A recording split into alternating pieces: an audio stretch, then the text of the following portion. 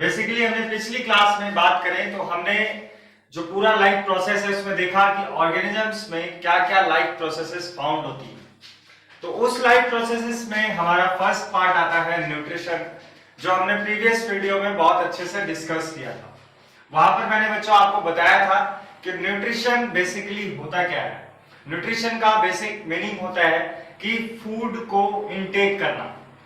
Generally मैंने previous video में आपको बताया था कि फूड जो है बेसिकली फूड जो होते हैं वो मैक्रो मॉलिक्यूल्स होते हैं उसके अंदर, यानी उनके अंदर बड़े बड़े मॉलिक्यूल्स होते हैं और जब उन मॉलिक्यूल्स को हम ब्रेक करते हैं तो उससे हमें एनर्जी ऑब्टेन होती है। तो जनरली जो फूड है, अगर हेटेरोट्रॉप ऑर्गेनिज्म है तो वो तो बना बनाया फूड कहीं से लेगा, इनटेक करेगा, और हेटेरोट्रॉप ऑर्गेनिज्म जो फूड ले रहा है वो भी किसके लिए ले रहा है? एनर्जी के लिए ले रहा है।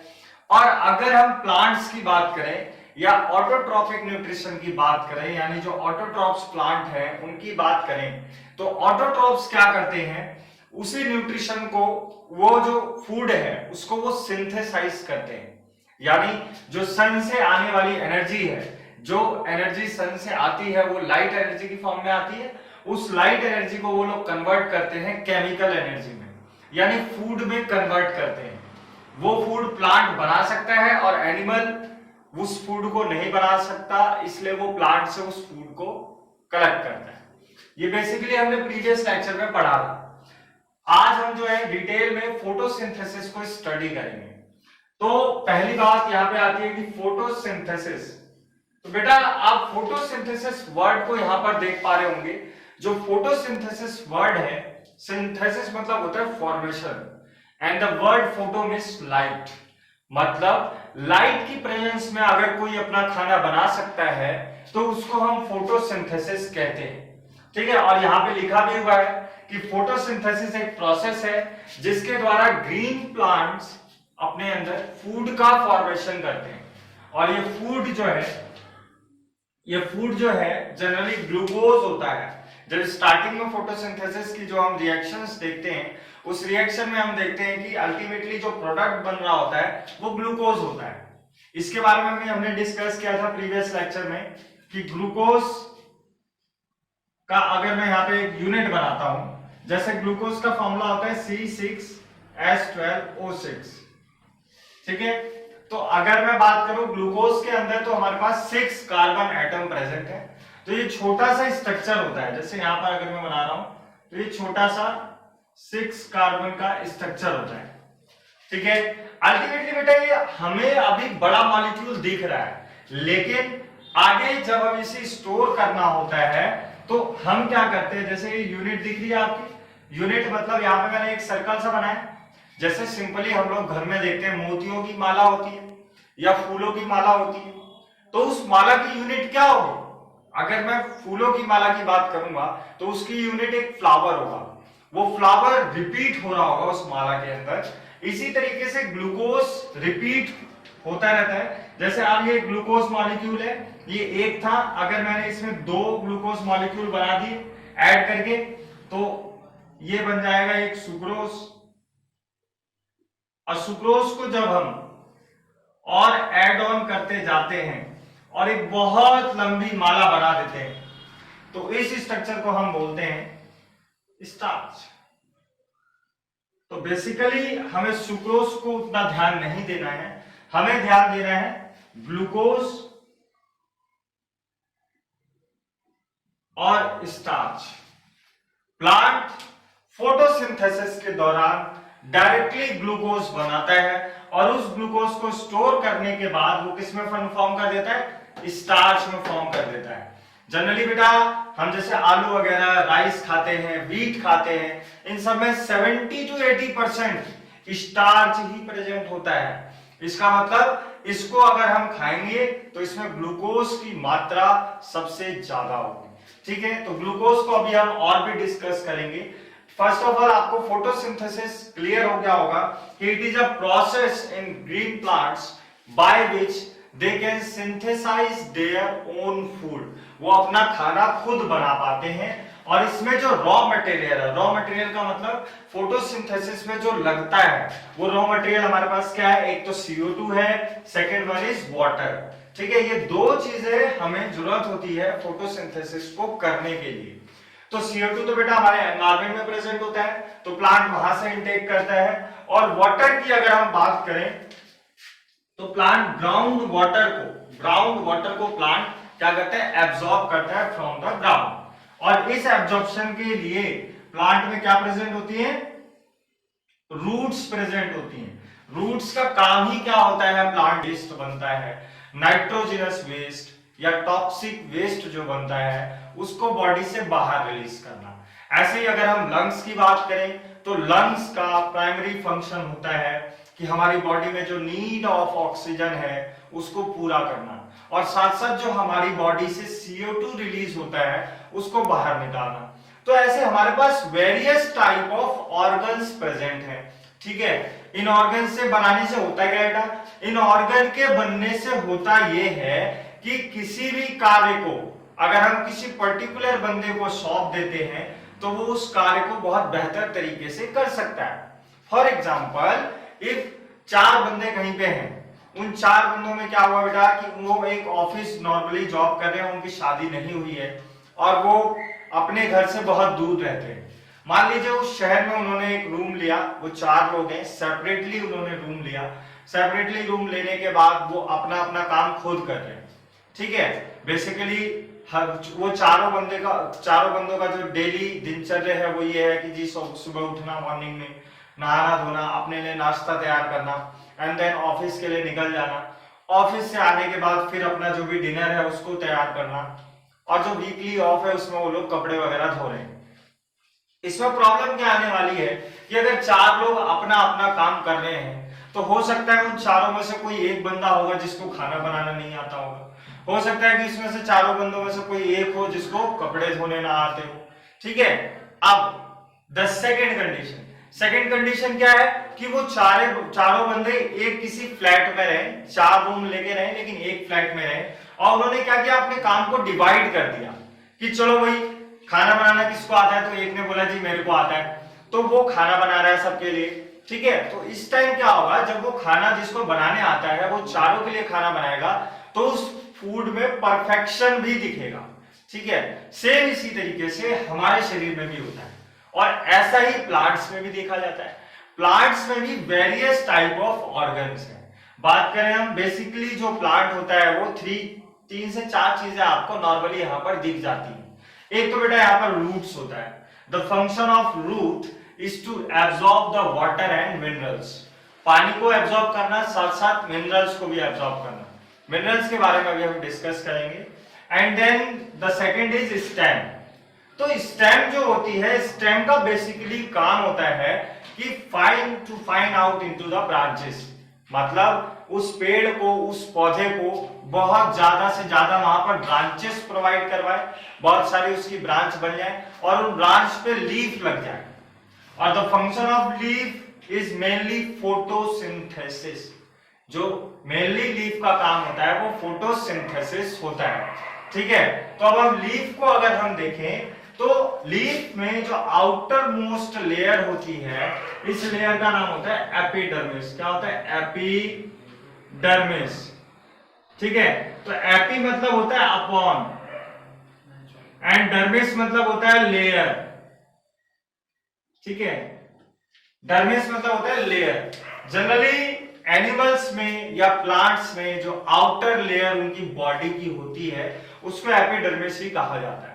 ठीक है, तो एपिडर्मिस आपको कंफ्यूज नहीं होना है कि it is only present in plant और ओनली प्रेजेंट इन एनिमल। ठीक है, ये दोनों में हो सकता है। अब एपिडर्मिस के बाद अगर हम लीफ में देखें, ये जो ग्रीन वाला स्ट्रक्चर है एपिडर्मिस है।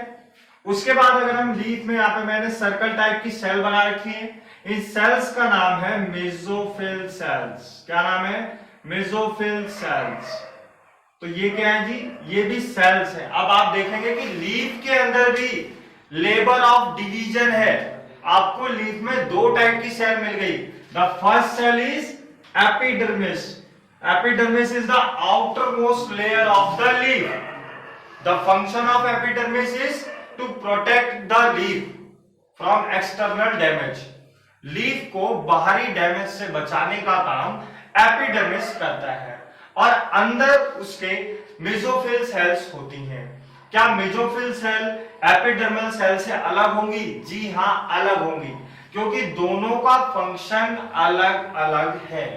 तो द मेसोफिल सेल का जो फंक्शन है, the basic function of the mesophyll cell is photosynthesis. इसका मतलब कि लीफ फोटोसिंथेसिस करता है, लेकिन लीफ में भी कौन सी सेल फोटोसिंथेसिस करती है? तो the answer is mesophyll cells. Mesophyll cells जो होती हैं वो ग्रीन कलर की सेल होती हैं, जिनके अंदर क्लोरोफिल पिगमेंट पाया जाता है, और ये क्लोरोफिल पिगमेंट हमारा फोटोसिंथेसिस में हेल्प करता है। ठीक है, तो फर्स्ट ऑफ ऑल हमने क्या सीखा? फोटोसिंथेसिस के बारे में हम जान चुके हैं। फोटोसिंथेसिस एक प्रोसेस है जिसमें लाइट की प्रेजेंस में प्लांट फूड बनाता है, और उसका वो फूड क्या है? उसका फूड है ग्लूकोज। इस ग्लूकोज को जब वो बनाने के बाद जब उसको स्टोर करना होता है तो कौन से फॉर्म में करता है? स्टार्च के फॉर्म में करता है। और ये फोटोसिंथेसिस बेसिकली जो लीफ के अंदर हो रहा है वो मेसोफिल सेल्स के अंदर होता है। यानी mesophyll cells are modified cells for photosynthesis. कहने का मतलब जो मेसोफिल सेल्स हैं उन्होंने अपने आप को फोटोसिंथेसिस करने के लिए अडेप्ट कर रखा है, मॉडिफाई कर रखा है। यानी उनसे बेहतर फोटोसिंथेसिस प्लांट के किसी भी और सेल के बस की बात नहीं है। अब बेसिकली अगर हम बात करें तो 3 स्टेप में फोटोसिंथेसिस हो रहा है। The first step is the chlorophyll molecule of plant absorb sunlight. Basically मैंने अभी कहा कि हम क्लोरोफिल मॉलिक्यूल के बारे में बात करेंगे, तो ये हमारा क्लोरोफिल मॉलिक्यूल है। बेटा जब आप हायर क्लास में जाएंगे और बायोलॉजी को अगर आप 11th या 12th में फ्रॉम साइंस स्ट्रीम सेलेक्ट करते हैं तो वहां पर आप क्लोरोफिल के बारे में डिटेल्ड स्टडी पढ़ेंगे कि ये भी एक मॉलिक्यूल है जो कि कार्बन से मिलके बना है। जैसे हमारा ये ग्लूकोज मॉलिक्यूल है तो इसमें कितने कार्बन है? 6 कार्बन है। ऐसे ही हमारा एक क्लोरोफिल मॉलिक्यूल होता है, इसमें 55 कार्बन होते हैं, तो इसका स्ट्रक्चर बड़ा होता है। तो हमें यहाँ पर उसका स्ट्रक्चर नहीं पढ़ना है, हमें पढ़ना है कि ये क्लोरोफिल एक मॉलिक्यूल है। ठीक है, और ये मॉलिक्यूल का फंक्शन क्या है कि जो सूर्य से आने वाली एनर्जी है उसको कैप्चर करना, और कैप्चर करने के बाद the second step is to light energy को केमिकल एनर्जी में कन्वर्ट करना। अब ये समझ नहीं आता है कि लाइट एनर्जी का मतलब तो जी जब आपके सामने से लाइट जा रही है वो कहीं पर पड़ेगी तो वहां पर एनर्जी रिलीज होगी, तो वो जो एनर्जी रिलीज हो रही है उसको केमिकल एनर्जी में कन्वर्ट करना है। समस्या यहाँ ये आती है कि हम ये कैसे समझे कि केमिकल एनर्जी में हम कैसे कन्वर्ट करेंगे। तो सिंपली हमने प्रीवियस लेक्चर में पढ़ा था बच्चों कि केमिकल एनर्जी में किसी भी चीज को केमिकल में स्टोर करना बहुत आसान होता है। अगर आप 2 एटम्स को लें और उन एटम्स के बीच बॉन्ड फॉर्मेशन करवा दें तो उनमें केमिकल एनर्जी स्टोर हो जाती है। इसको आप डिटेल में बेटा पढ़ेंगे जब आप कार्बन चैप्टर पढ़ेंगे 10th क्लास में, तो वहां आप देखेंगे, या मैंने आपको बता भी दिया प्रीवियस लेक्चर में कि जब आप जैसे एक कार्बन और दूसरा कार्बन है उसको जोड़ते हैं तो वहां पर एनर्जी लगती है, और जब बॉन्ड आपको तोड़ना होता है तो वहां आप एनर्जी लगाते तो हो लेकिन बाद में वो एनर्जी निकल जाती है। फॉर एग्जाम्पल अगर एक कार्बन एटम है, यहां दूसरा कार्बन एटम है, मुझे इन दोनों के, ये दोनों एक दूसरे से इंडिपेंडेंट है, तो इन दोनों को अगर बॉन्ड के बाय द बॉन्ड अगर इसको मेरे को जोड़ना है तो मुझे मान लो एनर्जी लगानी पड़ेगी। ठीक है, 8 किलो जूल एनर्जी मान लो लगा रहा हूं, और अगर मेरे पास फिर ये बन जाएगा C2, 2 कार्बन आ गए। अब अगर इस 2 मॉलिक्यूल को मुझे ब्रेक करना है तो इसमें कितनी एनर्जी स्टोर है? 8 किलो जूल एनर्जी स्टोर थी। फिर अब क्योंकि ये बॉन्ड बना चुका है तो अब मैं यहां क्या करूंगा? 2 जूल एनर्जी लगाऊंगा जिससे ये अनस्टेबल होंगे और ये ब्रेक हो जाएंगे। तो बाय द ब्रेकिंग मेरे को कितनी एनर्जी मिलेगी, 10 किलो जूल। 2 वो वाली मिलेगी जो मैंने उसको तोड़ते वक्त लगाई थी, और 8 वो जो उसमें स्टोर थी। तो सिस्टमेटिकली अगर हम देखें तो अगर हम छोटे छोटे मॉलिक्यूल्स के बीच में बॉन्ड बना दें तो उसमें एनर्जी स्टोर हो जाती है, और यही हमारा प्लांट भी करता है। प्लांट क्या करता है बच्चों, प्लांट CO2 मॉलिक्यूल और H2O मॉलिक्यूल्स को लेता है और इसमें बॉन्ड फॉर्मेशन करवा के ग्लूकोज और ऑक्सीजन बनवाता है। यही करवाता है वो, सिस्टमेटिकली यही होता है। तो यहां सेकेंड स्टेप यही लिखा हुआ है, the light energy is converted into chemical energy and some energy is utilised to split water. ये यहाँ पे एक छोटा सा स्टेप है कि आपने देखा होगा कि जब भी हम फोटोसिंथेसिस लिखते हैं तो यहाँ ऑक्सीजन लिखते हैं, ऑक्सीजन लिखते हैं बाय प्रोडक्ट में। तो ये ऑक्सीजन कहां से आती है, ये जब वाटर मॉलिक्यूल को ब्रेक किया जाता है तो ये ऑक्सीजन हमें मिल जाती है। ठीक है, अब बात करें द थर्ड कि the hydrogen and the chemical energy is utilised by CO2 to form glucose. यही हमारा थर्ड स्टेप है कि हमने पहले इसको ब्रेक कर दिया, ठीक है, और फिर इसको ग्लूकोज मॉलिक्यूल बना के इसमें स्टोर कर दिया। ठीक है, अब अगर हम बात करें photosynthesis occurs in mesophyll cells of the plant। ठीक है, तो फोटोसिंथेसिस मेसोफिल सेल्स में होता है, ये हम यहाँ पे पहले ही डिस्कस कर चुके हैं। ठीक है, उसके बाद यहाँ पे आएंगे रॉ मटेरियल्स फॉर फोटोसिंथेसिस। तो क्या रॉ मटेरियल्स है हमारे पास, वाटर के बारे में डिस्कस हो गया, CO2 के बारे में डिस्कस हो गया, मिनरल्स के बारे में डिस्कस करना, यही है हमारे पास। तो बेसिकली बच्चों मिनरल्स, जनरली जो मिनरल्स का सोर्स होता है वो सोर्स रॉक होते हैं। जितने भी रॉक या माउंटेन्स है यहाँ पर रॉक होता है, और इस रॉक में जब ब्रेकिंग होती है, जब ये टूटते हैं बाय द प्रोसेस, एक प्रोसेस होती है जिसमें जैसे एल्गी वगैरह आपने देखा होगा, पत्थरों के ऊपर काई लग जाती है जब हम पहाड़ों पर जाते हैं, तो वो काई लगने से वो पत्थर धीरे धीरे गल जाते हैं, और जब उन पे बारिश होती है तो उसमें से मिनरल्स निकलते हैं। अब ये मिनरल्स अल्टीमेटली आ जाते हैं सॉइल में। तो जो हमारा सॉइल है वो रिजर्वायर ऑफ मिनरल्स है, मतलब सॉइल के अंदर मिनरल्स पाए जाते हैं। और इन मिनरल्स का काम क्या है, तो जिस तरीके से सिस्टमेटिकली मैं आपको यहां पर समझाऊंगा कि हम एंजाइम्स के बारे में जानते हैं थोड़ा बहुत। जनरली हमारी बॉडी में एंजाइम्स प्रेजेंट होते हैं। एंजाइम्स जनरली करते क्या है कि हमारी बॉडी में रिएक्शन को फॉलो करवाते हैं। जैसे अगर मैं क्लोरोफिल, यहां पर मैंने फोटोसिंथेसिस पढ़ा, तो फोटोसिंथेसिस में हमने यहाँ पर क्लोरोफिल लिखा। क्लोरोफिल एक मॉलिक्यूल है, उसके अंदर बहुत सारे एंजाइम होते हैं जिसकी वजह से ये प्रोसेस हुई। ठीक है, तो वो एंजाइम्स को प्रॉपर फंक्शन करने के लिए मिनरल्स की आवश्यकता होती है। ठीक है, यानी प्लांट्स को मिनरल्स चाहिए इस फोटोसिंथेसिस को करने के लिए। ठीक है, और वो लेगा कहां से, क्योंकि प्लांट तो बेटा चीजों को सिंथेसाइज कर रहा है ना, अपना खाना खुद बना रहा है, तो उसको पानी और वाटर के साथ मिनरल्स भी चाहिए होंगे। बट अगर हम ह्यूमंस की बात करें, एनिमल्स की बात करें, तो हम बना बनाया खाना खाते हैं, और जब हम बना बनाया खाना खाते हैं तो बने बनाए खाने में हमें मिनरल्स मिल जाते हैं। ठीक है, बेसिकली जैसे हम फिश खाते हैं या मिल्क पी रहे हैं तो उसमें क्या होता है, कैल्शियम हमें मिल जाता है। तो ये सब चीजें हमें मिल जाती है ऑटोमेटिक, क्योंकि हम बना बनाया खाना जो प्रिपेयर्ड फूड है उसको खाते हैं। मिनरल्स की आवश्यकता हमें भी है, लेकिन हमारे जो मिनरल्स का कंटेंट है वो हमारे फूड में प्रेजेंट होता है। बट अगर प्लांट की बात करें तो प्लांट तो किसी से खाना मांगने नहीं जा रहा ना, प्लांट तो अपना खाना खुद बना रहा है, तो उस खाने के साथ उसको मिनरल्स भी चाहिए होंगे। इसलिए बेसिकली फोटोसिंथेसिस में ये तीनों चीजों की आवश्यकता होती है, वाटर, CO2 और मिनरल्स। ठीक है, तो मिनरल्स यहाँ पे एक इंपॉर्टेंट टर्म है जो हमें पता होनी चाहिए। ठीक है, तो आप इसका स्क्रीनशॉट लेंगे बच्चों। तो अब हम बात करेंगे बच्चों न्यूट्रिशन इन अमीबा के बारे में, ठीक है। तो अमीबा के बारे में हम पहले कुछ चीजें जान लें यहाँ पर कि अमीबा जो है it is a single cell organism. जो अमीबा होता है वो सिंगल सेल ऑर्गेनिज्म होता है।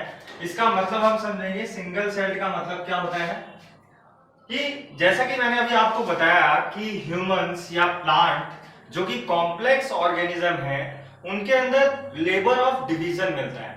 लेबर ऑफ डिवीजन का मतलब होता है कि काम को करने के लिए बहुत सारी सेल्स ने अपने आप को बांट रखा है, ठीक है।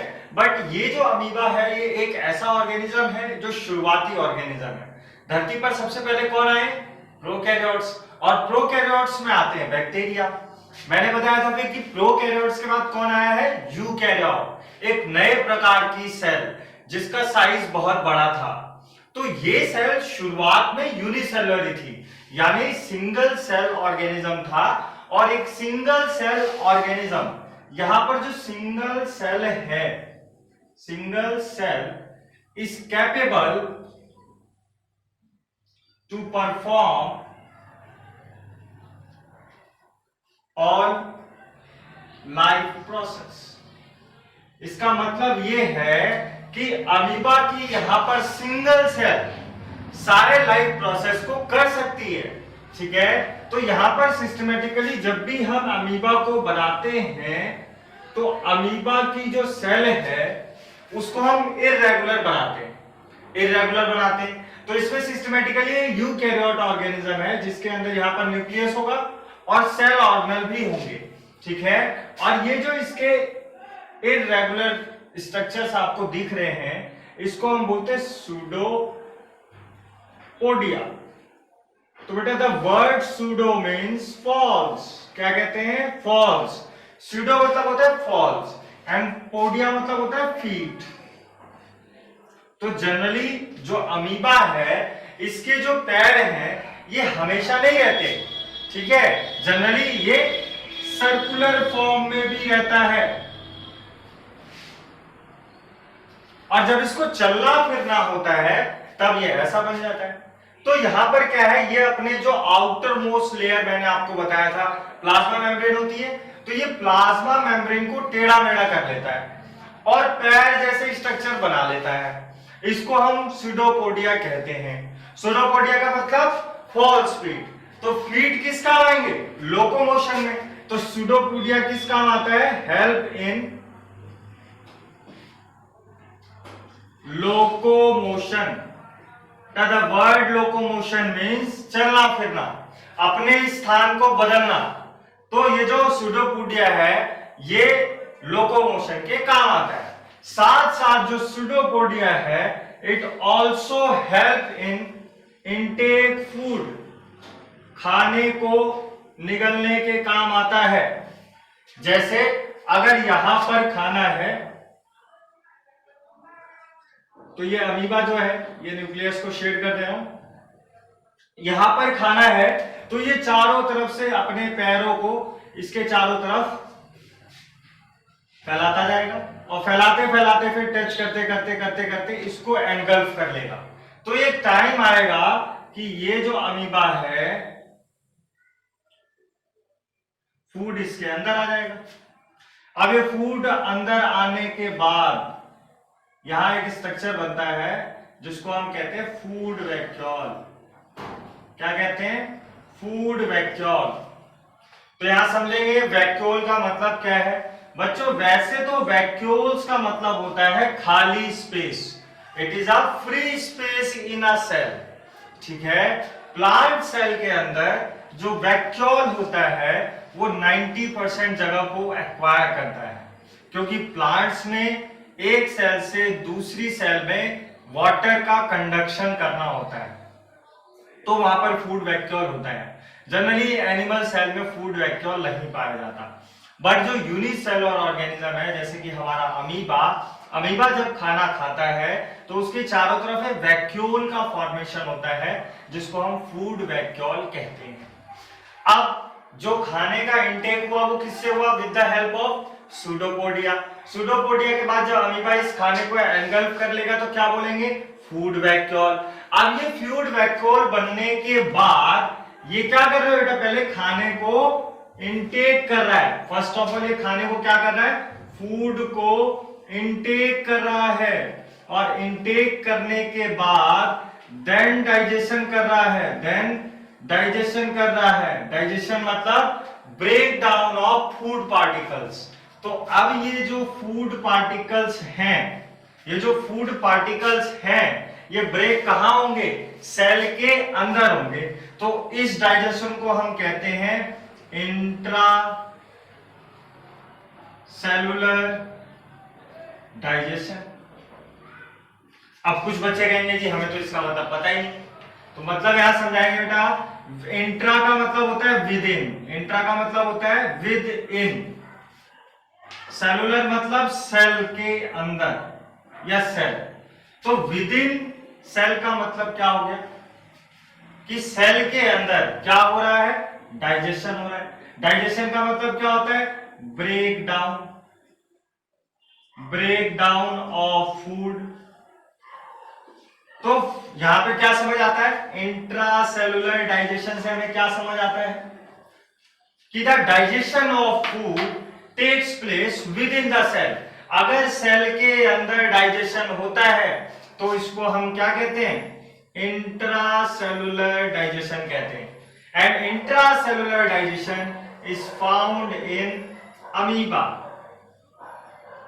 और अदर यूनिसेलुलर ऑर्गेनिजम्स।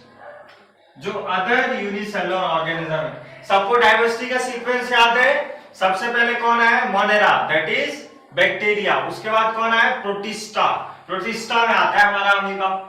उसके बाद जी 3 किंगडम बने हैं, प्लांट, फंगस और एनिमल। उसमें मल्टीसेलुलर ऑर्गेनिज्म है।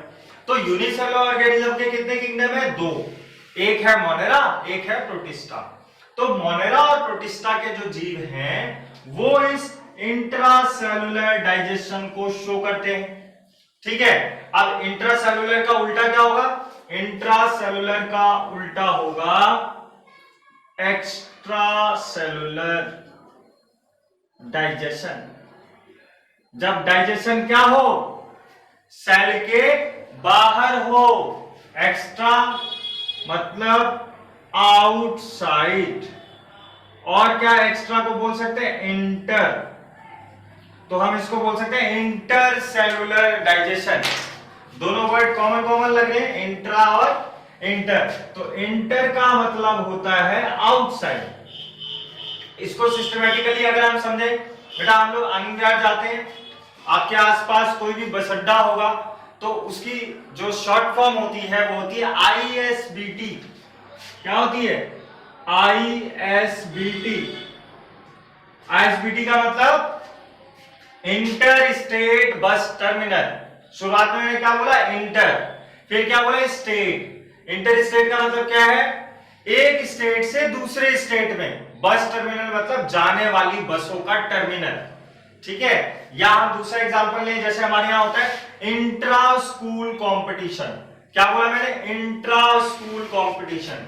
तो द वर्ड इंट्रा मतलब विद इन, स्कूल लिख दिया तो स्कूल के अंदर कंपटीशन हो रहा है। अगर मैं लिखता हूं इंटर स्कूल कंपटीशन, यानी एक स्कूल के और दूसरे स्कूल के बीच में जो कंपटीशन होगा उसको इंटर स्कूल कंपटीशन कहेंगे। ठीक है। तो ऐसे ये वर्ड की मीनिंग निकाल सकते हैं आप, इंट्रा और इंटर की।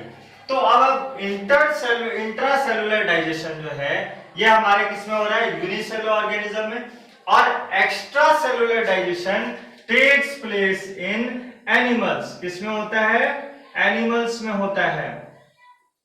तो देखिए न्यूट्रिशन जो है उसमें 3 चीजें दी हैं आपको। एक दिया आपको फोटोसिंथेटिक, ठीक है, मोड ऑफ न्यूट्रिशन, जिसमें प्लांट या कोई ऑर्गेनिज्म खुद खाना बनाता है। दूसरा आपको दिया एनिमल्स, जिसमें वो खाने के लिए दूसरे पर निर्भर रहता है। ठीक है। अब एनिमल्स में भी क्या किया उसने कि एनिमल्स में क्योंकि डाइजेशन एक्स्ट्रा सेलुलर होता है और फिर उसने अमीबा को ऐड कर दिया ताकि आप समझ सके इंट्रासेलुलर डाइजेशन। आपका इंपॉर्टेंट टर्म क्या है, इंट्रासेलुलर डाइजेशन इंपॉर्टेंट है। जब खाने को खाने के बाद उसका डाइजेशन सेल के अंदर होता है तब उसको इंट्रासेलुलर डाइजेशन कहते हैं। अब कुछ बच्चे कहेंगे जी कि इंट्रासेलुलर डाइजेशन तो ह्यूमंस में भी होता है, क्योंकि ह्यूमंस भी खाना खा लेते हैं फिर उसका डाइजेशन करते हैं। ये भी बात तो सही है, लेकिन यहां पर हम समझेंगे कि बेटा हम लोगों के पास खाना कहां जाता है, स्टमक में जाता है। कहां जाता है, स्टमक में जाता है। और स्टमक में जब फूड जाता है तो ये फूड यहां पर है और यहां पे क्या सिक्रीट होता है, HCl सिक्रीट होता है। और ये HCl खाने को क्या कर देता है, ब्रेक कर देता है स्मॉल स्मॉल पार्टिकल्स में। और आपकी जो एब्जॉर्ब करने वाली सेल्स हैं वो तो यहां पर है, स्टमक के साइड में एब्जॉर्ब करने वाली सेल है। तो आपने क्या किया, पहले खाने को ब्रेक किया फिर उसको सेल तक पहुंचाया। सेल में एब्जॉर्प्शन बाद में हो रहा है, इसलिए यहां पर एक्स्ट्रा सेलुलर डाइजेशन है। और यहां पे क्या है, यहां पहले फूड को इनटेक कर दिया जा रहा है, सीधे सेल के अंदर वो जा रहा है, तब वो डाइजेस्ट हो रहा है। ये डिफरेंस है एक्स्ट्रा सेलुलर डाइजेशन और इंट्रा सेलुलर डाइजेशन। ठीक है, तो अब यहां पर आते हैं कि सूडोपोडिया से बनाता है और यहां पर क्या बन जाता है, फूड वैक्यूल बन जाता है। क्या बन जाता है, फूड वैक्यूल बन जाता है। अब यहां पर भी क्या होगा, क्योंकि ये सेल है तो इसमें भी केमिकल सिक्रीट होंगे और इस फूड के जो वैक्यूल है उस वैक्यूल में एंजाइम होंगे बेटा। वो एंजाइम उसमें ब्रेक रिलीज होंगे और वो वैक्यूल के अंदर जो फूड है वो ब्रेक हो जाएगा।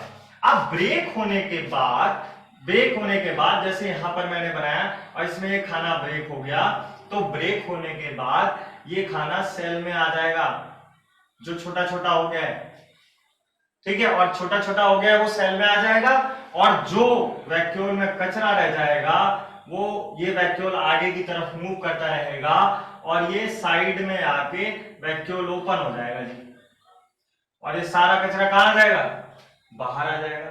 तो न्यूट्रिशन इन अमीबा ऐसे होता है कि क्या है, सबसे पहले मैं यहां पर लिख दूं, फूड वैक्यूल आगे चल के किस में कन्वर्ट हो जाता है, कॉन्ट्रैक्टाइल वैक्यूल में। ठीक है, फूड वैक्यूल में बेसिकली क्या स्टोर रहता है, फूड वैक्यूल स्टोर्स फूड।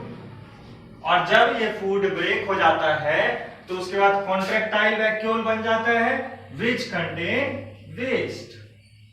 तो अमीबा में सिंपल है, ये मैं न्यूक्लियस हटा देता हूं, कंफ्यूजन होगी अगर तो ये फूड इसने इंटेक किया, फूड अंदर आया, फूड के चारों तरफ वैक्यूल बना, फूड यहां पर हमारा जो है ये ब्रेक हुआ,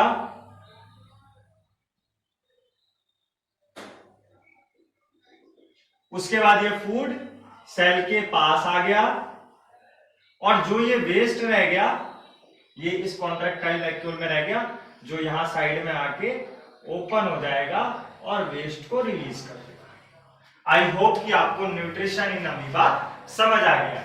और थ्योरेटिकल पार्ट की अगर हम बात करें तो फॉर थ्योरी बेटा फॉलो माय नोट्स, जो भी नोट्स आपको दिए गए हैं पीडीएफ फॉर्म में उस नोट्स को आप फॉलो करेंगे तो वहां पर हमने इसको एक्सप्लेन कर रखा है सारा कि सूडोपोडिया लोकोमोशन में काम आ रहा है, फूड में काम आ रहा है, and then the food vacuole and the contractile vacuole. Okay, अब हम स्टार्ट करेंगे न्यूट्रिशन इन ह्यूमन बीइंग्स।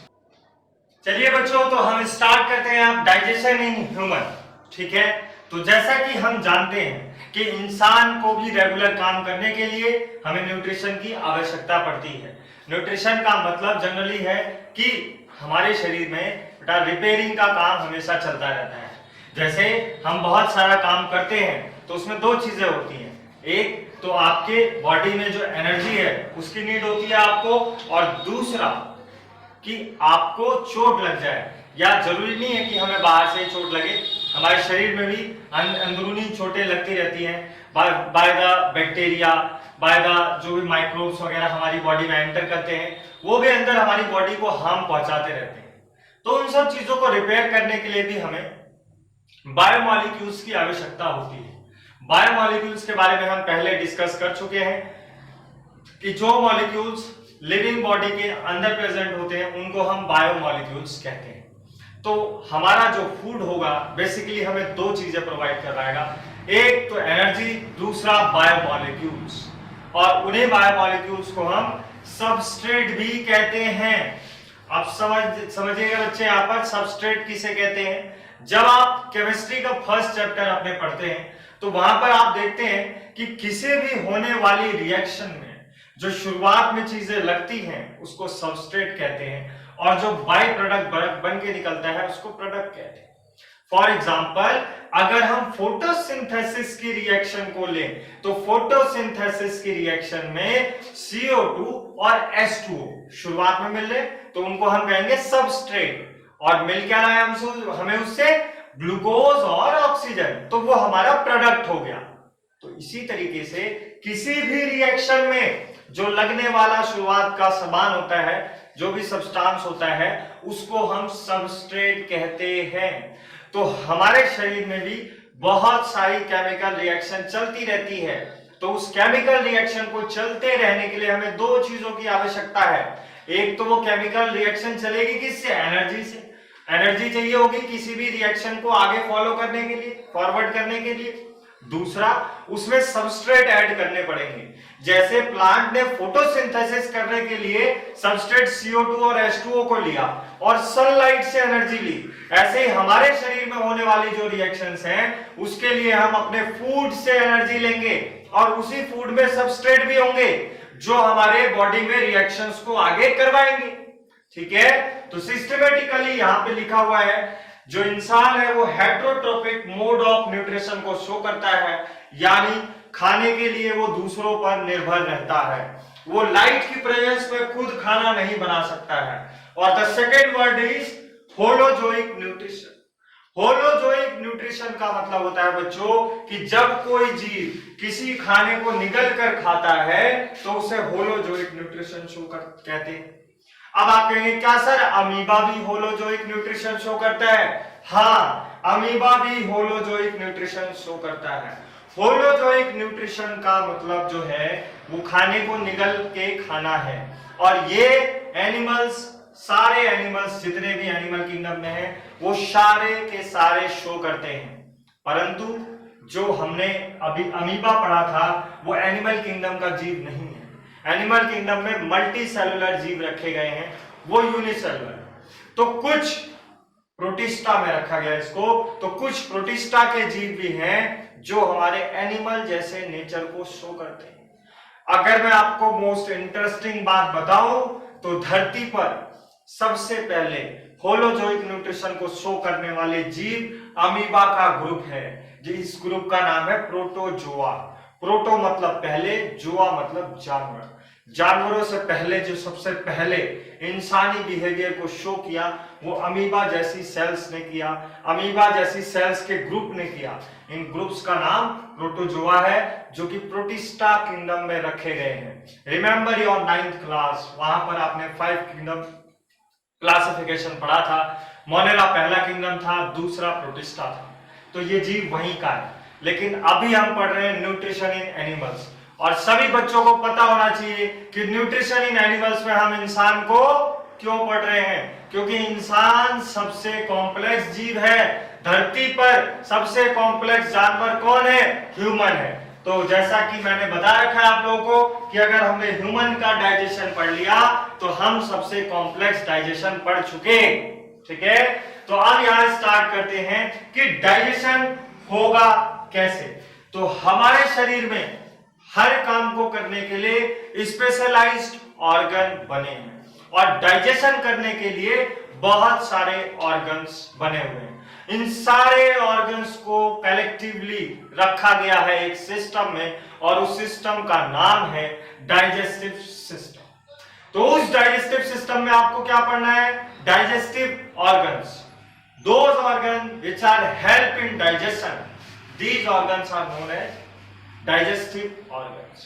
तो ये ऑर्गन्स हमारे यहां पर लिखे हुए हैं जो कि एलिमेंट्री कैनाल का पार्ट है। सबसे पहले अगर हम एलिमेंट्री कैनाल की बात करें तो एलिमेंट्री कैनाल एक लॉन्ग ट्यूब लाइक स्ट्रक्चर है जो माउथ से लेकर एनस तक एक्सटेंडेड है।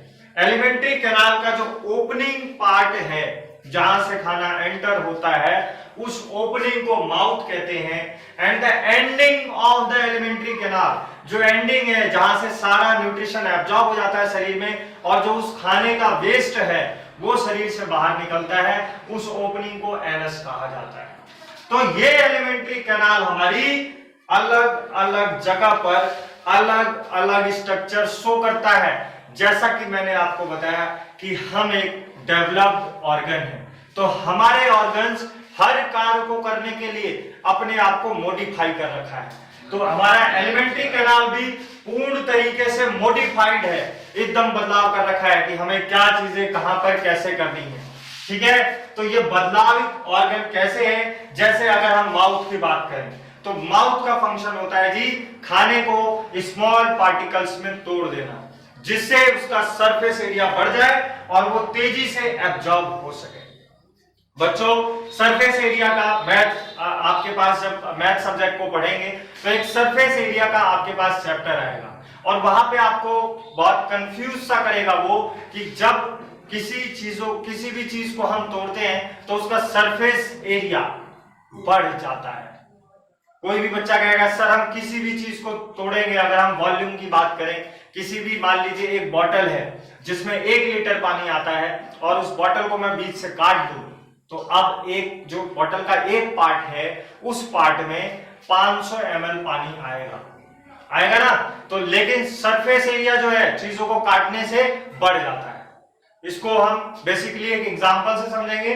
बच्चों, सबसे पहले आपको यहां देखेंगे, यहां पर मेरे हाथ में एक बुक है, ठीक है।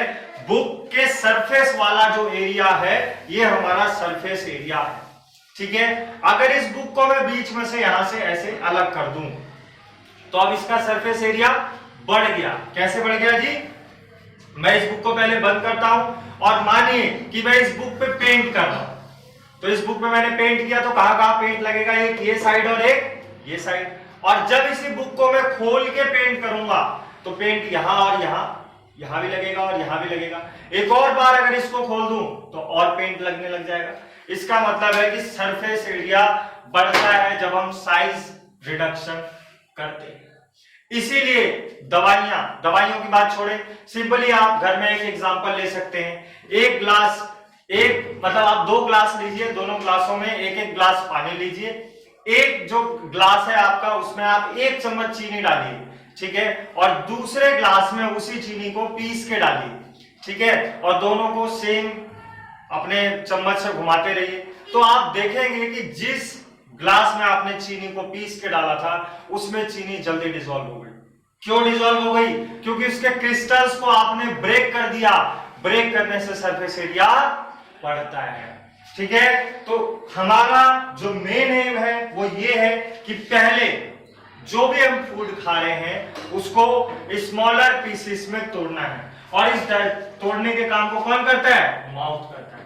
इस माउथ जब खाने को ब्रेक कर देता है उसके बाद दोबारा से स्टमक में जाके एक केमिकल डाइजेशन होता है in the presence of HCl की प्रेजेंस में स्टमक में खाने को और ब्रेक किया जाता है। और जब ये मॉलिक्यूलर लेवल पे छोटे छोटे मॉलिक्यूल्स में ब्रेक हो जाता है तब इसको एंजाइम की प्रेजेंस में स्मॉल इंटेस्टाइन और लार्ज इंटेस्टाइन में ब्रेक किया जाता है।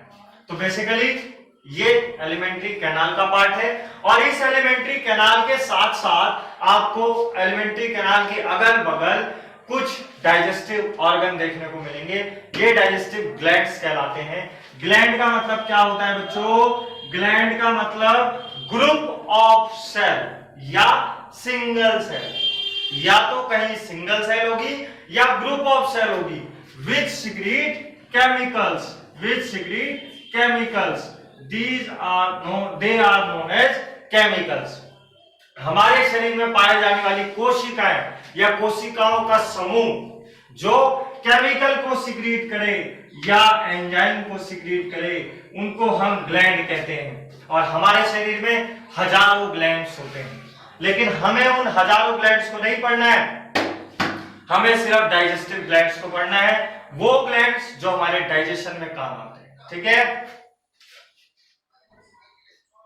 तो अब हम स्टार्ट करते हैं फ्रॉम द एलिमेंट्री कैनाल। तो मैं यहां पर एक डायग्राम बनाऊंगा और इस डायग्राम में हम समझेंगे कि किस तरीके से डाइजेस्टिव सिस्टम हमारा काम करता है। ठीक है, तो बच्चों यहाँ पर आप बोर्ड पे यहाँ पर सारी चीजें आप पूरा डाइजेस्टिव सिस्टम देख पा रहे होंगे। ठीक है, अब हम एक एक करके इन चीजों को समझेंगे कि यहाँ पर क्या होता है सिस्टमेटिकली। बच्चों अगर हम बात करें हमारे पूरे ट्रैक की, हमें दो चीजें पढ़नी है, एक एलिमेंट्री कैनाल, दूसरा डाइजेस्टिव ग्लैंड्स, और दोनों को साथ में रखकर देखना है कि होता क्या है। तो बच्चों मैं सिस्टमेटिकली आपको क्लियर कर दूं कि डाइजेशन में हमें करना क्या है। हमें दो फेजेस देखनी है। फर्स्ट ऑफ ऑल हमारा फर्स्ट स्टेप क्या होगा कि हमारे पास जो भी खाना आया है हम उसको ब्रेक करेंगे। ठीक है, अब खाने को ब्रेक करने के बाद जैसे वो स्मॉल स्मॉल पार्टिकल्स में टूट जाएगा उसको हम अपने बॉडी में एब्जॉर्ब कर लेंगे। तो बेसिकली जो डाइजेशन है उसको दो तरीके से कहा जाता है, दो स्टेप में होता है ये। First is digestion, second is absorption. Absorption का मतलब कि जो फूड पार्टिकल्स छोटे छोटे मॉलिक्यूलर फॉर्म में हो चुके हैं उनको आपको ब्लड में डालना है। बेसिकली हम बड़े खाने को डायरेक्टली अपनी बॉडी में क्यों नहीं डाल सकते? तो बच्चों इसके पीछे रीजन क्या है कि हमारा जो पूरा ये ट्रैक डाइजेस्टिव ट्रैक है, यहाँ पर जो लाइन है, जैसा कि आप देख रहे हैं यहाँ पर स्टमक है, तो स्टमक में यहाँ पर वॉल है स्टमक की। तो अभी जो स्टमक की वॉल है ये सेलेक्टिवली परमिएबल होती है। सेलेक्टिवली परमिएबल का मतलब क्या होता है? सेलेक्टेड सब्सटेंस को शरीर में जाने देना। जैसा कि हम जानते हैं कि हम जब भी फूड वगैरह खाते हैं तो उसमें माइक्रोब्स होते हैं। माइक्रोब्स हमारी बॉडी को हार्म कर सकते हैं, तो हम क्या करते हैं उस माइक्रोब से भी छोटी फॉर्म जो मॉलिक्यूल्स की होती है उसको ब्रेक करते हैं। यानी खाने को इतने छोटे लेवल पे ब्रेक कर देते हैं कि अगर माइक्रोब भी गलती से शरीर में जाए तो वो भी उस लेवल तक ब्रेक हो जाए। जब छोटे छोटे लेवल पर ब्रेक कर देते हैं उसके बाद जो स्मॉल इंटेस्टाइन है वहां पे जो हमने छोटे छोटे पोर्स बना रखे हैं जहां से ये फूड अंदर जाएगा, ये पोर्स बहुत छोटे हैं, इसमें माइक्रोब एंटर नहीं कर सकता। अब इसका फायदा क्या होता है कि आप खाने को इस हद तक तोड़ते हैं कि वो इतना छोटा हो जाए कि वो माइक्रोब से भी छोटा हो जाए, जिससे जब माइक्रोब से भी वो छोटा हो जाएगा तो वहां पर माइक्रोब उसको पास नहीं कर पाएगा पोर को, और खाना पोर पास कर पाएगा। ये बेसिक एम होता है हमारा, इसलिए हम डाइजेशन को इतने बड़े लेवल पर ब्रेक करते हैं। तो बेसिकली यहाँ पर डाइजेस्टिव सिस्टम जो है उसमें हम बात करेंगे पहले ब्रेक डाउन। ठीक है, तो खाना हमारे पास माउथ में आता है। माउथ के बारे में हम जानते हैं कि माउथ में हम खाने को with the help of tongue, teeth, इन सब की मदद से खाने को ब्रेक करते हैं। ठीक है, और ब्रेक करने के साथ साथ यहां पर हमारे पास पहला ग्लैंड इंट्रोड्यूस होता है जिसका नाम है सेलेवरी ग्लैंड। ठीक है, तो ये क्या है? Salivary gland. और ये सेलेवरी ग्लैंड सिक्रीट सलाइवा, क्या सिक्रीट करता है? सलाइवा। और सलाइवा कहां रिलीज होता है? माउथ में रिलीज होता है। ठीक है, तो एक तरीके से हम खाने को सलाइवा में मिक्स करते हैं। तो बात आती है कि हम सलाइवा में खाने को मिक्स क्यों करते हैं? तो बेटा सलाइवा कंटेन्स वाटर, पानी है उस सलाइवा के अंदर जिससे आपका खाना सॉफ्ट हो जाता है। और साथ साथ हम डाइजेशन को माउथ से शुरू कर देते हैं, और साथ साथ जैसे मान लीजिए हमने खाने को माउथ में ब्रेक किया, तो ऐसा नहीं होने वाला कि आपने माउथ में खाना थोड़ा थोड़ा तोड़ा उसके बाद वो स्टमक में जाके फिर और टूटा। नहीं जी, माउथ में ब्रेक होने के बाद यहीं पे एंजाइम सीक्रेट होना भी शुरू हो जाते हैं और वो खाने को मॉलिक्यूलर लेवल तक तोड़ने लगते हैं। ठीक है, तो यहाँ पर सैलिवरी ग्लैंड है जिसके अंदर होता है सैलिवरी अमाइलेज। ठीक है, तो बच्चों हम थोड़ा सा आप जाएंगे डीप और यहाँ ध्यान देंगे आप लोग, हमारे शरीर में जो बेसिक मैक्रोमोलिक्यूल्स, जो बायोमोलिक्यूल्स हमें चाहिए वो तीन है। एक चाहिए फैट, एक चाहिए प्रोटीन, एक चाहिए कार्बोहाइड्रेट। तीनों के नाम आपने सुने होंगे। आप कोई भी पैकेज फूड मटेरियल अगर खाते हैं, कोई भी ऐसा खाना खाते हैं जो आपके घर पे पैक्ड फॉर्म में आया है, तो वहां पर उसके बैक साइड पर उस पर न्यूट्रिशन वैल्यू लिखी होती है। उस न्यूट्रिशनल वैल्यू में लिखा होता है कि कार्बोहाइड्रेट इतना %, फैट इतना %, प्रोटीन इतना %। तो ये क्या होता है आज हम समझेंगे। तो बेसिकली बच्चों ध्यान से देखेंगे, जो कार्बोहाइड्रेट का सबसे छोटा फॉर्म है वो है ग्लूकोज। क्या है? ग्लूकोज। ग्लूकोज को मैंने क्या फॉर्मूला बताया? C6H12O6। ठीक है, तो ये ग्लूकोज तो है, और ये ग्लूकोज जब प्लांट बनाता है तो इस ग्लूकोज को किस फॉर्म में बनाता है? वो स्टार्च के फॉर्म में बनाता है। किस फॉर्म में बनाता है? स्टार्च के फॉर्म में बनाता है। तो यानी आपके खाने में क्या मौजूद होगा? स्टार्च मौजूद होगा। तो स्टार्च क्या है? कुछ नहीं है जी, ग्लूकोज की लंबी चेन है। ग्लूकोज की लंबी चेन है। तो आपको क्या करना है? इस स्टार्च को खा के किस में ब्रेक करना है? ग्लूकोज। उस मॉलिक्यूल को छोटा करना है ताकि वो आपके इंटेस्टाइन में जाए और सीधे ब्लड में पहुंच जाए। ऐसे ही कार्बोहाइड्रेट के बाद क्या आएगा? फैट आएगा। तो फैट भी प्लांट के अंदर होता है in the form of oil, और इस फैट को तोड़ा जाता है in the form of fatty acid. किस फॉर्म में? Fatty acid. और जैसा कि बच्चों हम जानते हैं कि प्रोटीन जो है, प्रोटीन को प्रोटीन ही बोलते हैं, और प्रोटीन भी क्या है? पॉलीमर है, यानी बहुत सारी छोटी छोटी यूनिट से बना हुआ है। तो इस प्रोटीन को भी हम ब्रेक करेंगे in the form of amino acid. तो बेसिकली हमें क्या ब्रेक करना है? कार्बोहाइड्रेट ब्रेक करना है, फैट ब्रेक करना है, प्रोटीन ब्रेक करना है। तीन चीजें हमारे खाने में है, और तीनों का मैंने फॉर्म भी बता दिया। किस फॉर्म में? स्टार्च, फैट और प्रोटीन। इसको ब्रेक किस में करना है? स्टार्च को ब्रेक करना है ग्लूकोज में, फैट को ब्रेक करना है फैटी एसिड में, प्रोटीन को ब्रेक करना है एमिनो एसिड में। तो ये जो सलाइवा है, इस सलाइवा में बेटा एक एंजाइम होता है सैलिवरी अमाइलेज, और ये सैलिवरी अमाइलेज कहाँ काम करता है? स्टार्च पे काम करता है, और इसको किस में कन्वर्ट कर देता है? ग्लूकोज में कन्वर्ट कर देता है। ठीक है, अब तो इसका मतलब क्या है कि आप माउथ में खाने को तोड़ भी रहे और एक तरफ वो एंजाइम से कन्वर्ट होकर छोटी छोटी फॉर्म में भी चल रहा है। उसके बाद खाना मॉलिक्यूलर लेवल पे जब ब्रेक हो जाता है, जब आप उसको बहुत ज्यादा ब्रेक कर रहे हैं पीसीस में माउथ के अंदर, तो आपने स्टार्च का डाइजेशन तो शुरू कर दिया, बट फैट और प्रोटीन का डाइजेशन शुरू नहीं हुआ। तो उसके बाद माउथ से खाना जाता है स्टमक में। Stomach is a J shape organ. J shape organ होता है, और इसका बेसिक काम स्टमक का होता है खाने को केमिकल की प्रेजेंस में अच्छे से ब्रेक कर देना। ठीक है, और ये जो इसोफेगस है, it connect the mouth from the stomach. Oesophagus एक ट्यूब लाइक स्ट्रक्चर है जो माउथ को स्टमक से कनेक्ट करता है। थोड़ा डाइजेशन आपने कहाँ किया? माउथ में किया। बाकी का डाइजेशन कहाँ करोगे? स्टमक में करेंगे।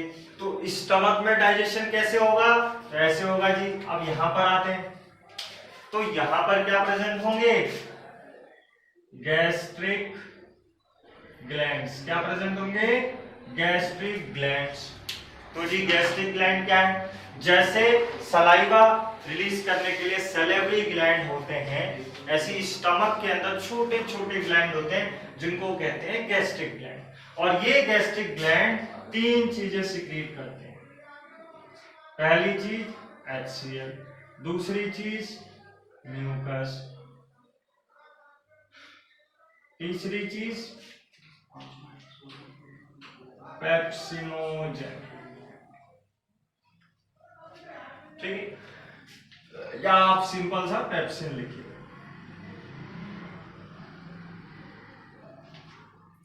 ठीक है, तो बेसिकली अब तीनों का फंक्शन क्या है बेटा? HCl सिक्रीट होगा।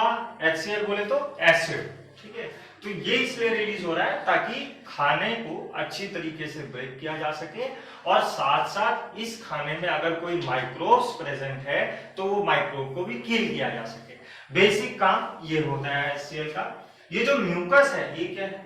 तो म्यूकस बेटा जेली लाइक सब्सटेंस, ठीक है, चिपचिपा पदार्थ होता है, और ये पूरे स्टमक के दीवारों पर रिलीज होता है ताकि HCl का इफेक्ट हमारे इस गैस्ट्रिक वॉल पे ना पड़े। स्टमक की दीवार जो है वहां पर HCl रिलीज हो रहा है तो हमारा स्टमक बर्न ना हो जाए, इसलिए म्यूकस सिक्रीट होता है, ठीक है। सर्दी जुकाम होती है तो ये म्यूकस हमारा नोज से भी बाहर आता है। ये रेस्पिरेटरी ट्रैक में भी सिक्रीट होता है। रेस्पिरेटरी ट्रैक मतलब जो सांस लेने वाले ट्रैक है, इसमें भी म्यूकस सिक्रीट होता है। उसका फंक्शन ये होता है कि जो आप सांस ले रहे हैं तो जो भी धूल मिट्टी वगैरह आपके लंग्स में जा रही है तो म्यूकस चारों तरफ होता है आपके ट्रैक के, तो उसमें वो चिपक जाती है और वो म्यूकस बाहर आ जाता है, ठीक है। तो वैसा ही म्यूकस स्टमक में भी रिलीज होता है ताकि ये HCl जो है वो स्टमक की दीवारों को ना जला दे, ठीक है। तीसरा पेप्सिन। अब ये क्या चीज है? तो बेटा पहला एंजाइम क्या पढ़ा हमने? Salivary amylase. कुछ एंजाइम के नाम हमें याद रखने होंगे। दूसरा एंजाइम क्या हमारा? पेप्सिन। तो what is the function of pepsin? तो pepsin break the protein into amino acid. तो मैं लिख सकता हूं pepsin break the protein into amino acid.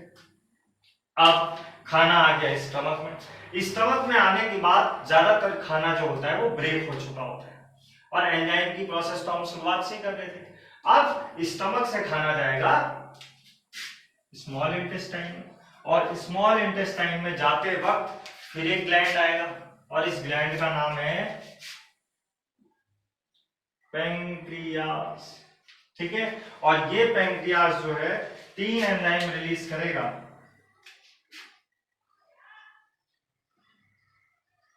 Amylase, trypsin, lipase, ठीक है। तो आप कहेंगे जी अमाइलेज तो यहां भी सिक्रीट हुआ था, ठीक है। तो जो सलाइवा में अमाइलेज सिक्रीट होता है उसको कहते हैं सैलिवरी अमाइलेज, और जो पैंक्रियास से सिक्रीट होता है उसको बोलते हैं पैंक्रियाटिक अमाइलेज। तो अमाइलेज क्या करेगा? अमाइलेज उसी स्टार्च पे काम करता है, ठीक है। यानी आपने जब माउथ से खाना खाया तो माउथ में स्टार्च ज्यादा देर तक नहीं रहता, तो जब माउथ में ज्यादा देर तक खाना नहीं रहता है तो सारा स्टार्च आपके माउथ में ब्रेक नहीं हो सकता। जो बचा हुआ स्टार्च है वो पैंक्रियाटिक अमाइलेज की प्रेजेंस में ब्रेक होता है। ऐसे ही अब प्रोटीन की बात करते हैं। तो प्रोटीन को किसने ब्रेक किया? पेप्सिन ने ब्रेक किया। तो पेप्सिन के काम करने के बाद जो प्रोटीन के छोटे छोटे टुकड़े रह जाते हैं उस पर ट्रिप्सिन काम करता है, यानी पेप्सिन के साथ साथ यहां ट्रिप्सिन की भी आवश्यकता होती है, जिससे प्रोटीन एमिनो एसिड में कन्वर्ट होता है, ठीक है। बात करें लाइपेज की, तो lipase is used for digestion of fat, ठीक है। तो फैट को कौन ब्रेक कर रहा है? लाइपेज। अब यहां पर हम क्या लिख सकते हैं? अमाइलेज तो हमने लिख ही दिया, या हम यहां पर लिख दे सैलिवरी अमाइलेज। कहां थे बच्चों हम? ये यहां पर सैलिवरी अमाइलेज लिख देते हैं और यहां पर लिख देते हैं पैंक्रियाटिक अमाइलेज। यहां तो लाइपेज है ही, ये और पेप्सिन और ट्रिप्सिन। तो बेसिकली अगर हम देखें ग्लैंड्स की बात करें, मैं इसको भी ग्रीन से लिख देता हूं ताकि आपको क्लियर रहे।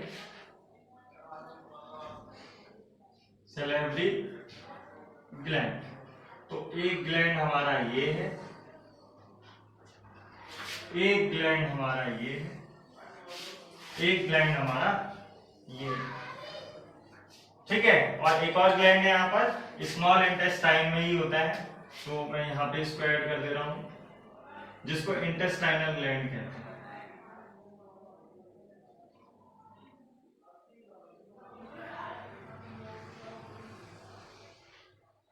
ठीक है। तो ये क्या रिलीज करेगा? क्योंकि मैंने सबका रिलीज लिखा है जी, कि सैलिवरी, यहाँ पर सैलिवरी ग्लैंड सैलिवरी अमाइलेज को सिक्रीट कर रहा है, गैस्ट्रिक ग्लैंड हमारा HCl म्यूकस पेप्सिन को रिलीज कर रहा है, ठीक है। यहाँ पर ये सारी चीजें रिलीज हो रही है। तो सिस्टमेटिकली इंटेस्टाइनल ग्लैंड जो है यहाँ पर इंटेस्टाइनल आपको जूस लिखना है बस। प्रॉब्लम ये है बच्चों कि जनरली ये जो यहाँ सिंपलेटिक मैनर में हम देख रहे हैं कि स्टार्च को हमने ग्लूकोज में ब्रेक कर दिया, ठीक है। ये जनरली एक स्टेप में होता नहीं, ठीक है।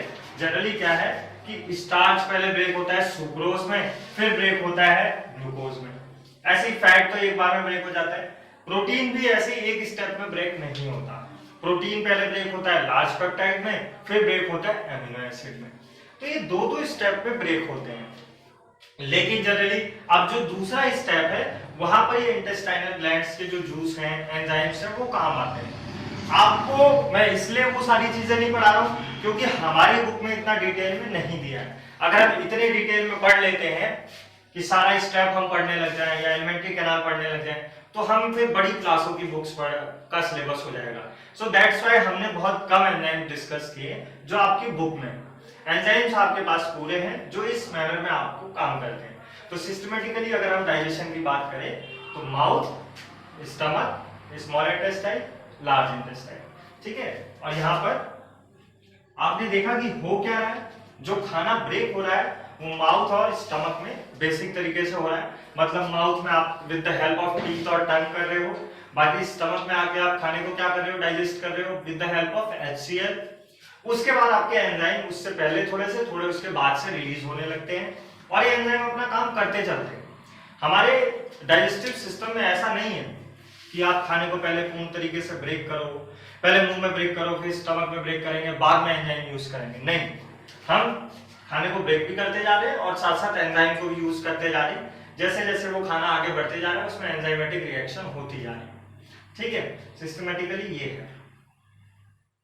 अब इसमें एक और ग्लैंड रह गया, वो ग्लैंड का नाम है हमारा लीवर, ठीक है। अब हम लीवर को क्यों नहीं लिख रहे थे, द रीजन बिहाइंड लीवर कि लीवर रिलीज करता है बाइल जूस, और बाइल जूस कोई एंजाइम नहीं है, ये अल्कलीन जूस है, ठीक है। और ये अल्कलीन जूस जो है ये बेसिकली पैंक्रियास के एंजाइम को एक्टिवेट करता है। देखो आप देखेंगे यहाँ कोऑर्डिनेटेड मैनर में कि आपके माउथ में तो पीएच नॉर्मल रहता है, ठीक है, माउथ से इसोफेगस तो कनेक्ट करती है। आपका स्टमक में जो पीएच है वो एसिडिक रहता है। एसिडिक पीएच क्यों रहता है, ये प्रिवेंशन के लिए होता है। मतलब खाना जो है वो यहाँ पर डिकम्पोज नहीं होगा, यहाँ बैक्टीरिया वगैरह की ग्रोथ नहीं होगी अगर एसिडिक मीडियम रहेगा। इसी तरीके से जैसे बेटा न्यूट्रल पीएच रहता है ना, नॉर्मल कंडीशन रहती है तो वहां जल्दी से बैक्टीरिया वगैरह ग्रो कर जाते हैं। बट वहां अगर कंडीशन एसिडिक है या बेसिक है तो वहां ग्रो नहीं कर पाते। तो हमारा जो स्टमक है यहाँ एसिडिक पीएच रहता है और पूरे स्मॉल इंटेस्टाइन जो है यहाँ पर बेसिक रहता है, ठीक है, यानी अल्कलीन, ठीक है। तो आप देखेंगे यहाँ पर ध्यान से जो एसिड जो स्टमक में एंजाइम यूज हो रहा है जैसे पेप्सिन, वो एसिडिक पीएच पे काम करता है। जो पैंक्रियास में सिक्रीट हो रहा है वो किस पे काम करेगा, वो अल्कलीन पीएच पे काम करेगा। यानी एक तरीके से लीवर का जो काम होता है वो ये काम होता है कि पैंक्रियास के जो एंजाइम है उनको एक्टिवेट करना, ठीक है। तो सिस्टमेटिकली ये हमारा पूरा का पूरा डाइजेशन है जिसमें हमने बेसिकली क्या देखा कि माउथ से खाना ब्रेक होना शुरू हुआ, वहां पे सलाइवा रिलीज हुआ, सलाइवा ने थोड़ा सा खाने को ब्रेक किया, वो एब्जॉर्ब होता जा रहा है। उसके बाद हमने देखा कि हम स्टमक में आए, स्टमक में हमारे गैस्ट्रिक ग्लैंड थे जो HCl म्यूकस पेप्सिन रिलीज कर रहे थे, जिसमें पेप्सिन ने प्रोटीन को तोड़ना शुरू किया। स्टमक से खाना स्मॉल इंटेस्टाइन में आया जहां पैंक्रियास ने 3 एंजाइम रिलीज किए और ये तीनों एंजाइम तीनों हमारे प्रोटीन्स पे काम कर, तीनों हमारे मॉलिक्यूल्स पे काम कर रहे हैं और ये मॉलिक्यूल्स ब्रेक हो रहे हैं। तो स्मॉल इंटेस्टाइन से चीजें ब्रेक हो चुकी होती हैं और स्मॉल इंटेस्टाइन में वो सारी चीजें एब्जॉर्ब हो जाती हैं। तो अब आपका जो लार्ज इंटेस्टाइन है इसमें जो वेस्ट मटेरियल है जो कंप्लीटली ब्रेक नहीं हो पाया वो पहुंचता है इस लार्ज इंटेस्टाइन में, और ये लार्ज इंटेस्टाइन में खाना ऊपर की तरफ जाते जाते जो वाटर है उसको भी हम एब्जॉर्ब कर लेते हैं। और इस इंटेस्टाइन का लास्ट पार्ट है रेक्टम, जहां पर वेस्ट मटेरियल जो है वो स्टोर होता है और फिर बॉडी से निकल जाता है। ठीक है। तो ये पूरा का पूरा हमारा डाइजेशन है, ठीक है। बाकी बेस्ट तरीके से इसको पढ़ने के लिए वही है कि नोट्स को आप देखेंगे, नोट्स में थ्योरेटिकल क्वेश्चन पूरा लिखा हुआ है, ठीक है। इसका स्क्रीनशॉट लेंगे। अब बच्चों थ्योरेटिकल क्वेश्चन से अगर हम बात करें तो हमारे पास कुछ 5 टर्म्स हैं जिनको हमें बहुत अच्छे से समझना है। सबसे पहला है इंजेशन। फर्स्ट पॉइंट हमारा है इंजेशन। तो ये डाइजेशन की स्टेप है कि जनरली ये 5 स्टेप में डाइजेशन होता है। First step is ingestion. इसका मतलब है कि खाने को अंदर की तरफ इनटेक करना, जो हम माउथ से खाने को इनटेक करते हैं उसको इंजेशन कहते हैं, यानी the process of intake of food is known as ingestion. And after that digestion. Digestion का मतलब होता है the break down of complex molecule into simple molecules. आप जितने भी कॉम्प्लेक्स मॉलिक्यूल है हमारे पास, for example starch, fat, proteins, इनको आप ब्रेक कर रहे हैं, इस ब्रेक डाउन को डाइजेशन कहते हैं। और जब ये डाइजेशन हो जाता है with the help of mouth, stomach and various enzyme, then the third step is carried out absorption. The absorption का मतलब क्या होता है? द एब्जॉर्प्शन का मतलब होता है the molecules which are break down by digestion are absorb into the blood stream. Blood के अंदर जो आपके स्मॉल मॉलिक्यूल्स टूट गए थे, सिंपल मॉलिक्यूल्स टूट गए थे, उसका एब्जॉर्ब होना एब्जॉर्प्शन कहलाता है। और जब ये एब्जॉर्प्शन हो गया तो जो वेस्ट बचा उसको इजेशन कहते हैं। इजेशन का मतलब होता है the removal of waste material from the anus, ठीक है। अब the fifth point is assimilation. Assimilation का मतलब क्या है? तो बेटा जो आपने एब्जॉर्प्शन किया और एब्जॉर्प्शन में जो आपको सबस्ट्रेट मिले, बहुत सारी चीजें मिली ना आपको, ग्लूकोज मिला, फैट मिला, फैटी एसिड मिला, अमीनो एसिड मिला, तो इसमें से कुछ मॉलिक्यूल्स को आप इस्तेमाल करेंगे एनर्जी का इस्तेमाल करने के लिए। मतलब मैं ग्लूकोज को ब्रेक कर रहा हूं तो फोटोसिंथेसिस की उल्टी रिएक्शन चालू हो जाएगी। ये अभी हम पढ़ेंगे रेस्पिरेशन में, जब हम रेस्पिरेशन स्टार्ट करेंगे नेक्स्ट लेक्चर में, तो वहां पढ़ेंगे कि क्या होगा कि अब इस जो ग्लूकोज, फैटी एसिड या अमीनो एसिड हमें मिला है, हम इनको क्या करेंगे ब्लड में ले जाके, तो हम जब इस सेल को दे देंगे, सारी सेल्स को पूरी बॉडी में डिस्ट्रीब्यूट कर देंगे और फिर बॉडी की सेल्स इसको in the presence of oxygen, oxygen की प्रेजेंस में ब्रेक करेंगे, जिससे एनर्जी उसमें से रिलीज होगी। इसी को एसिमिलेशन कहते हैं।